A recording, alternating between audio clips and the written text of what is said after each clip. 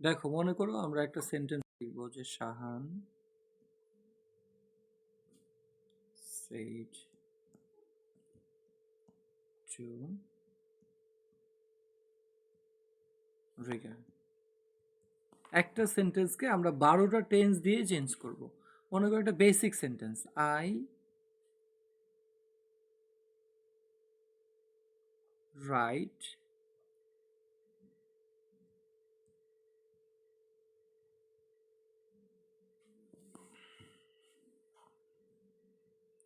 an article।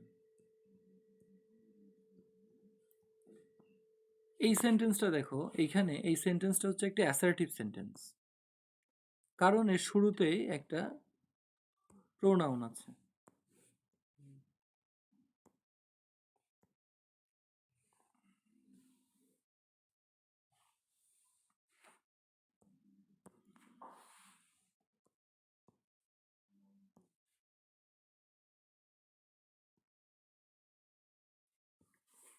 এর শুরুতে একটা প্রোনাউন আছে, এটা অ্যাসার্টিভ। আর এই সেন্টেন্সটা হচ্ছে এই যে সাবজেক্ট, এটা এই যে ভার্বটা হচ্ছে এই যে V1, অতএব সাবজেক্টের পর ভার্ব V1 এক্সটেনশন হলে এটা হয় একটা প্রেজেন্ট ইনডেফিনিট টেন্স।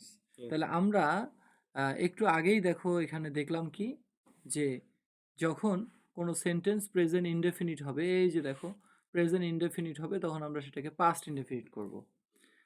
আচ্ছা, তাহলে এখানে কি আছে? অ্যান্সারটা হচ্ছে অ্যাসার্টিভ সেন্টেন্সে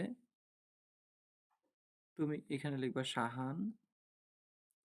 অ্যাসার্টিভ সেন্টেন্সে সেইড টু থাকলে সেইড টুও লেখা যায়, অথবা টোল্ড লেখা যায়। টোল্ড লিখলে আবার টু লেখা যায় না। তাহলে ধরো আমরা টোল্ড লিখলাম, এইটার জন্য আমরা লিখলাম টোল্ড। তাহলে শাহান টোল্ড রিগান। এই যে ইনভার্টেড কমাটা আছে না এখানে, এই যে মনে করো এখানে যে ইনভার্টেড কমাটা, এইটার জন্য অ্যাসার্টিভ সেন্টেন্স হইলে আমরা লিখবো দ্যাট। এটা অ্যাসার্টিভ সেন্টেন্স কিভাবে হলো? কারণ এর শুরুতে সাবজেক্ট আছে। সাবজেক্ট চিনলা কিভাবে? কারণ যখন কোনো নাউন বা প্রোনাউন সেন্টেন্সের শুরুতে থাকে, সাধারণত এটা সাবজেক্ট হয়। এই জন্য সাবজেক্ট হলে আবার অ্যাসার্টিভ, এই জন্য বোঝা গেল। আচ্ছা, দ্যাট, তাহলে এই আইটাকে, এখানে যে যে আইটা আছে এটা কি? এটা শাহান না?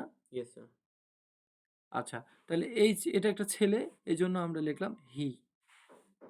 আর এখানে রাইটটা V1, তাহলে আমরা কি করব? প্রেজেন্ট টেন্স থাকলে কি করব? এই দেখো, প্রেজেন্ট ইনডেফিনিট থাকলে পাস্ট ইনডেফিনিট। তাহলে হি রাইটের V2 কি? গুড। তাহলে হি রোড, তারপর যা আছে এক্সটেনশন তাই অ্যান আর্টিকেল। বুঝছো? এইভাবে তুমি প্রত্যেকটা টেন্স দিয়ে একটা করে সেন্টেন্স লিখবা, কোশ্চেন বানাবা, আবার সেটাকে আনসার করবা, ইনডিরেক্ট স্পিচ করবা। এইভাবে আমরা ন্যারেশনগুলো করব। যদি বেসিক এইভাবে করি, তাহলে তুমি একটা সেন্টেন্সকে 12টা সেন্টেন্সে চেঞ্জ করবা। করার পরে তুমি ফিউচারে যখন যাবা, তখন শ্যাল বা উইল আসবে, তখন তুমি লিখবা শ্যাল থাকলে শুড, উইল থাকলে উড। কিন্তু পার্সন অনুযায়ী শ্যাল থাকলে উডও হইতে পারে। আমি কি তোমাকে একটা একটা করে চেঞ্জ করে দেখাবো, নাকি তুমি এগুলো চেষ্টা করলে পারবা বাসায়? পারলেও পেতে পারো। তাহলে আমি প্রেজেন্ট ইনডেফিনিট দেখালাম, আসো আমি এখন তোমাকে প্রেজেন্ট কন্টিনিউয়াস থেকে বাকিগুলোও দেখাই। কিন্তু কনসেপ্টটা তো বুঝছো? ওকে, তাহলে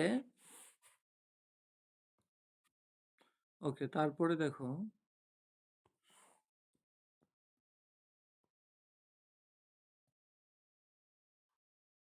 এটা একটা সেন্টেন্স,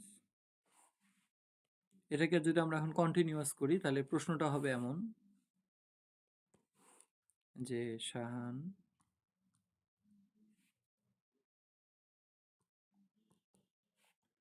said to রিগান। তাহলে প্রেজেন্ট কন্টিনিউয়াস হচ্ছে সাবজেক্ট এম, আই এম, আর ভার্বের সাথে আইএনজি, তাহলে I am writing an article.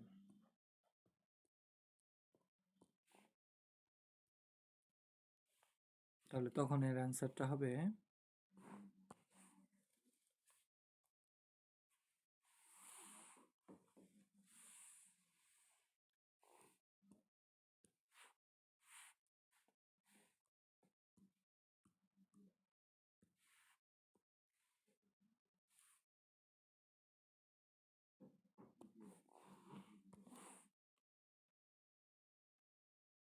তাহলে দেখো এখানে কন্টিনিউয়াস আছে, তাহলে পাস্ট কন্টিনিউয়াস হবে শুধু এটাই।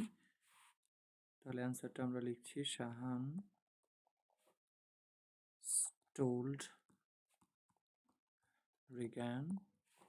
এই যে ইনভার্টেড কমা উঠে গিয়ে এখানে লিখবা তুমি দ্যাট। এই যে ইনভার্টেড কমা আছে না, এটার জন্য দ্যাট লিখলাম। দ্যাট আইটা হচ্ছে শাহান, তাহলে হি। এই যে আইটা, এটা শাহান, তাহলে হি। কালারগুলো ওইভাবে ম্যাচিং করতেছি যাতে তোমার বুঝতে সুবিধা হয়। দ্যাট হি, আর অ্যামটা হচ্ছে প্রেজেন্ট টেন্স। এই যে অ্যামটা প্রেজেন্ট, তাহলে এখানে হলো পাস্ট, হি ওয়াজ। আর এক্সটেনশন যা আছে তাই, রাইটিং অ্যান আর্টিকেল।